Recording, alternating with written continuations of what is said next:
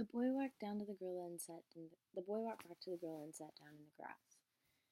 Dusk had begun to fall when he made his survey, and it was quite dark now. Like a drunken old man, the gorilla snorted and grumbled in his sleep. The boy assumed it was his medicine. Each year about this time, the gorillas in the zoo got a dose of something to help protect them from diseases, and it had him doped up for a couple of days. That was how he was able to get this one out of his cage without bringing down the entire zoo. Gorillas can be noisy when alert. The boy stared down at the giant black hunk of fur next to him. He looked in awe at the size of this beautiful animal. He reached out his hand and gently patted the gorilla in the back of the neck. The gorilla snorted and then sighed, in complete comfort and abandonment, like a giant sleepy baby. The boy lay down next to him, laughing out loud.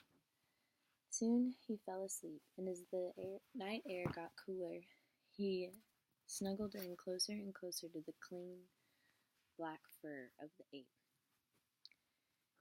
He greeted the windless dawn with keen anticipation.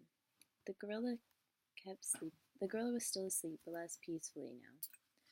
The boy had thought that the medicine must just be about worn off.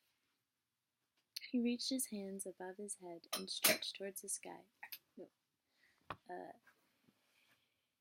He stood above the gorilla and looked out towards the zoo and the zoo buildings which he had taken the gorilla.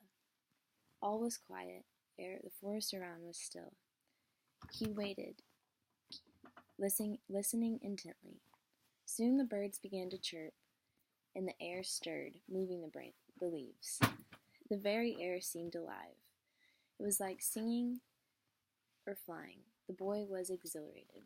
He stretched out his hands above his head as high as they would go, greeting the sun, which moved across the sky, gently parting clouds as it made its way.